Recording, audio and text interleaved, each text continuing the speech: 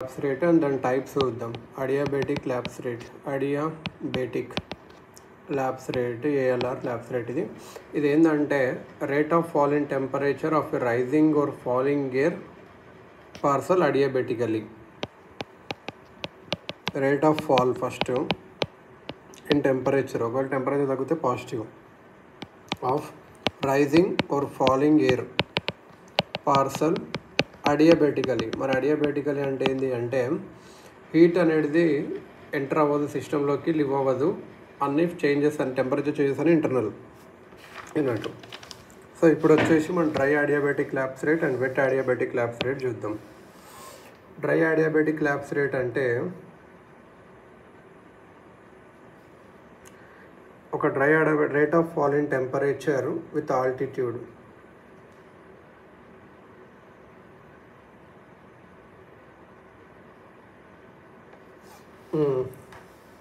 Dry adiabatic lapse rate, dry adiabatic lapse rate అంటే ఏదంటే rate of fall in temperature with altitude for a parcel of dry or unsaturated air rising under adiabatic conditions.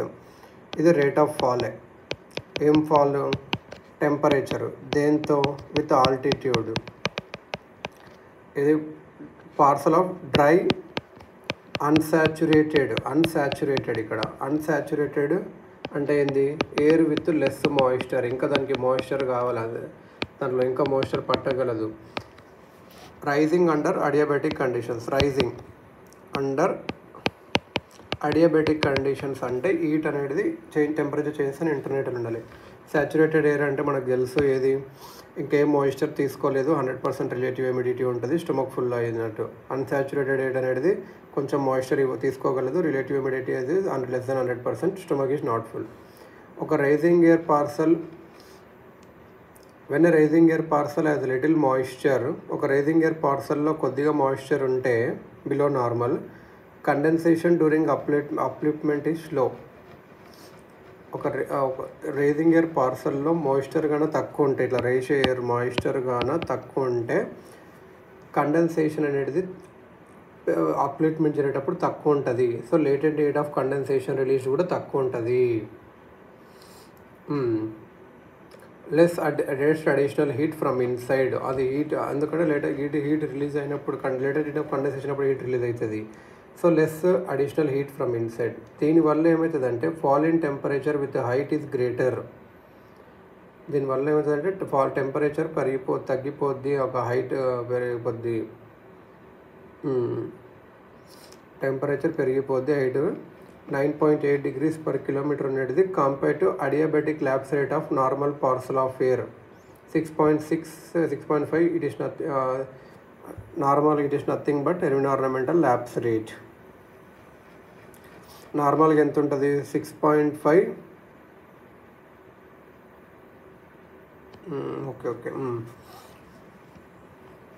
So ఇక్కడ ఏమంటుంది? ఇంటర్నల్గా heat release అవుతుంది. ఎప్పుడైతే ఇది తక్కువ moisture ఉంటుందో అప్లిప్మెంట్ అప్పుడు కండెన్సేషన్ తక్కువ ఉంటుంది. కండెన్సేషన్ తక్కువ ఉన్నప్పుడు latent of heat of condensation కూడా తక్కువ ఉంటుంది. సో హీట్ రిలీజ్ అవుతుంది. హీట్ రిలీజ్ అయితే ఏంది? టెంపరేచర్ ఫాల్ అనేది విత్ హైట్ ఈజ్ గ్రేటర్. అక్కడ హీట్ తక్కువ రిలీజ్ అవుతుంది కాబట్టి తక్కువ టెంపరేచర్ ఉంటుంది కాబట్టి అది ఫాల్ అయినట్టు. So the result fall in temperature with height is greater. 9.8 వస్తుంది, 9.8 degrees పడిపోతుంది పర్ కిలోమీటర్. ఇప్పుడు డ్రై అడియాబెటిక్ ల్యాబ్స్ రేట్లో నార్మల్గా ఎంత? 6.5 degrees Celsius పర్ కిలోమీటర్ ఉండాలి. Dry adiabatic lapse rate is associated with stable conditions. ఎందుకంటే లెస్ మాయిశ్చర్ ఉంది. ఇక్కడ స్టేబుల్ కండిషన్స్ ఉంటుంది, అంటే వర్షం ఎక్కువ పడదు ఎందుకంటే లెస్ మాయిశ్చర్ ఉంది. ఇప్పుడు వెట్ అడియాబెటిక్ ల్యాబ్స్ రేట్ చూద్దాం. ఒకవేళ సాచురేటెడ్ అయిన ఎయిర్, స్టమక్ ఫుల్ అయిన ఎయిర్ కానీ విత్ వాటర్ వేపర్ కానీ రైజ్ అయింది అనుకో, సమ్ ఆఫ్ ద వేపర్ ఏమవుతుందంటే కండెన్స్ అవుతుంది. కండెన్స్ అయ్యి ఏం చేస్తుంది? లేటెంట్ హీట్ని ఇస్తుంది. లేటెంట్ హీట్ని చేస్తే ఏం చేస్తుంది? అడిషనల్ హీట్ వస్తుంది. ఇది ఏం చేస్తుంది? Parcel to cool more slowly. ఆ హీట్ వస్తుంది. హీట్ వస్తున్నప్పుడు ఏంది? చల్లగా లేట్ అవుతుంది. Then it were not saturated. Heat వస్తుంది కాబట్టి అది చల్లగా లేట్ అవుతుంది, ఎందుకంటే అలా హీట్ వస్తుంది. So wet adiabatic lapse rate, wet adiabatic lapse rate saturated ఉంటుంది. సో ఈ లాటెంట్ రేట్ ఆఫ్ కండెన్సేషన్ వస్తుంది. సో ఎయిర్ కూల్ స్లో అవుతుంది. The wet adiabatic lapse rate varies considerably because the amount of water vapour in the air is highly variable. Wet adiabatic lapse rate అనేది కొద్దిగా varies considerable, ఎందుకంటే water vapour కూడా vary అవుతుంది కాబట్టి. Greater amount of vapour ఉంటే smaller the adiabatic lapse rate ఉంటుంది. Because water vapour కానీ ఎక్కువ ఉందనుకో కండెన్సేషన్ ప్రాసెస్ అనేది ఎక్కువ హీట్ని ఇస్తూనే ఉంటుంది. సో అప్పుడు ఏమవుతుంది, smaller the adiabatic lapse rate అంటే టెంపరేచర్ పడడం చాలా తక్కువ ఉంటుంది. So greater amount of vapour water vapour smaller the adiabatic lapse rate. ఇదంతా వేపర్ ఎక్కువ ఉంటే rate of condensation rate of condensation వస్తే హీట్ వస్తుంది. ఈ smaller the adiabatic lapse rate.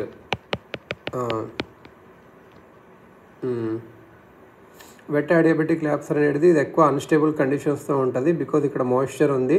ఒక ఎయిర్ పార్సల్ ఎప్పుడైతే రైజ్ అయ్యి కూల్ అవుతుందో అదే ఈవెన్చువల్గా ఏమవుతుంది, మాయిశ్చర్ రూస్ అయ్యి కండెన్సేషన్ ద్వారా మాయిశ్చర్ రూస్ అవుతుంది. Its lapse rate then increases and approaches the dry adiabatic value. So normal lapse rate వచ్చేసి 6 degrees per kilometer ఉంటే డ్రై అడియాబెటిక్ ల్యాబ్స్ రేట్ వచ్చేసి అడియాబెటిక్ ల్యాబ్స్ రేట్ కన్నా 6 degrees per kilo ఎక్కువ ఉంటుంది. వెట్ అడియాబెటిక్ ల్యాబ్స్ రేట్ మాత్రం తక్కువ ఉంటుంది, చాలా తక్కువ కూల్ అవుతుంది. వెట్లో ఏమవుతుంది, తక్కువ కూల్ అవుతుంది. సో అదే అన్నట్టు డ్రైలో ఏమవుతుంది, ఎక్కువ కూల్ అవుతుంది. సో ఎక్కువ టెంపరేచర్ పడిపోతుంది. సో ఇది అన్నట్టు డ్రైలో ఎక్కువ టెంపరేచర్ పడిపోతుంది, వెట్లో తక్కువ టెంపరేచర్ పడిపోతుంది నార్మల్ కన్నా. ఇది అసలు వెదర్ ఫోర్కాస్టింగ్లో దీని ఇంపార్టెన్స్ ఉంది. అసలు ఏంటి అంటే నార్మల్ ల్యాబ్స్ రేట్కి atmosphere, dry and moist adiabatic lapse రేట్కి వర్టికల్ స్టెబిలిటీ ఆఫ్ అట్మాస్ఫియర్ని డిటర్మిన్ చేస్తాయి. వర్టికల్ స్టెబిలిటీని డిటర్మిన్ చేస్తాయి. ల్యాబ్స్ రేట్ అనేది ఇంపార్టెంట్ అన్నట్టు. సో ఇప్పుడు మనకు ఒక 3 కండిషన్స్ చూద్దాం. అబ్సల్యూట్ స్టెబిలిటీ ఎప్పుడు ఉంటుంది, కండిషనల్ స్టెబిలిటీ ఎప్పుడు ఉంటుంది, అబ్సల్యూట్ ఇన్స్టెబిలిటీ ఎప్పుడు ఉంటుంది. అబ్సల్యూట్ స్టెబిలిటీ ఏఎల్ఆర్ ఒక ప్లేస్ దగ్గర అబ్సల్యూట్ అడియాబెటిక్ ల్యాబ్స్ రేట్ అనేది డ్రై అడియాబెటిక్ ల్యాబ్స్ రేట్ కన్నా ఎక్కువ ఉంటే ఈ కండిషన్ ఎప్పుడు వస్తుంది అంటే డ్రై అడియాబెటిక్ ల్యాబ్స్ అంటే ఎప్పుడైతే తక్కువ మాయిశ్చర్ ఉంటుందో, డ్రై అడియాబెటిక్కి ఆల్రెడీ తక్కువ మాయిశ్చర్ ఉండడం వల్ల అది టెంపరేచర్ ఎక్కువ పడుతుంది. అది ఎప్పుడు వస్తుంది అంటే ఎక్కువ టెంపరేచర్ తక్కువ మాయిశ్చర్ ఉండడం వల్ల ఏమవుతుంది, అది హీట్ ఎక్కువ రిలీజ్ అవ్వట్లేదు. హీట్ ఎక్కువ రిలీజ్ అవ్వకపోవడం వల్ల అది టెంపరేచర్ అనేది తగ్గుతుంది. సో ఇదన్నట్టు మెయిన్గా ఇక్కడ ఇదంతా ల్యాబ్స్ రేట్ లేదంటే టెంపరేచర్ అన్నాడు. సో ఇది ఎప్పుడైతే ఎక్కువ ఇప్పుడు అబ్సల్యూట్ స్టెబిలిటీ ఎప్పుడంటే కొద్దిగా మాయిశ్చర్ ఉందనుకో ఎయిర్లో, అప్పుడు కండెన్సేషన్ కూడా తక్కువ ఉంటుంది. కండెన్సేషన్ తక్కువ ఉంటుంది, హీట్ రిలీజ్ చేయడం కూడా తక్కువ ఉంటుంది, లేటెడ్ రేట్ ఆఫ్ కండెన్సేషన్. అప్పుడు ఏమవుతుంది, ఆ రైజింగ్ పార్సల్ ఆఫ్ ఎయిర్ అనేది తొందరగా అక్కడ హీటే లేదు కాబట్టి తొందరగా కూల్ అయిపోతుంది. తొందరగా కూల్ అయిపోయి గ్రౌండ్కి పడిపోతుంది డెన్స్ అయిపోయినాక. అక్కడ సో క్లౌడ్ ఫార్మేషన్ ఉండదు, సో రెయిన్ ఉండదు, థండర్ స్టార్మ్స్ ఉండదు, సింపుల్ స్టేబుల్గా అన్నట్టు. అబ్సల్యూట్ స్టెబిలిటీ ఇది. Adiabatic lapse rate conditional stability, అసలు కండిషనల్గా స్టెబిలిటీ ఎక్కువ ఉంటుంది. కండిషనల్ స్టెబిలిటీ అనేది వెట్ అడియాబెటిక్ ల్యాబ్స్ రేట్కి డ్రై అడియాబెటిక్ ల్యాబ్స్ రేట్. మన ల్యాబ్స్ రేట్ అనేది డ్రై కన్నా తక్కువ ఉన్నప్పుడు, కొద్దిగా మాయిశ్చర్ ఉంది ఎయిర్ పార్సల్లో, అప్పుడు కండెన్సేషన్ కూడా కొద్దిగా హై ఉంటుంది. So latent rate of condensation వస్తుంటుంది. Adequate to drive thunderstorm. However ఎట్లా కానీ thunderstorms depend on many external factors. Thunderstorms అయితే వస్తాయి, కాకపోతే థండర్ స్టార్మ్స్ వేరే ఫ్యాక్టర్స్ కూడా ఉంటాయి. సో ఇది కండిషనల్గా స్టేబుల్ అన్నట్టు. Chances of condensations may or may not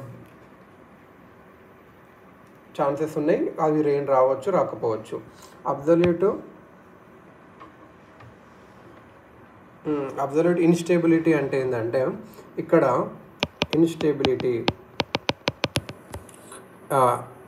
adiabatic lapse rate less than wet adiabatic lapse rate. ఈ కండిషన్ ఏంటంటే more moisture in the air and there will be thunderstorms ఉంటాయి. More moisture in the air and more moisture ఉన్నప్పుడు thunderstorms ఉంటాయి. When there is vulnerability,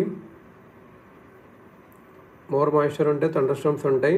usually ఏ moisture ఉంటే ఏమవుతుంది, condensation of waiter ఎక్కువ ఉంటుంది, latent rate కూడా ఎక్కువ ఉంటుంది. సో టెంపరేచర్ కూడా ఎక్కువ ఉంటుంది కాబట్టి సో వెదర్ వస్తుంది అబ్సల్యూట్ ఇన్స్టేబిలిటీ. అబ్సల్యూట్ ఇన్స్టేబిలిటీ అప్పుడు ఏమవుతుంది, excess moisture it will rain అవుతుంది. సో ఇదన్నట్టు.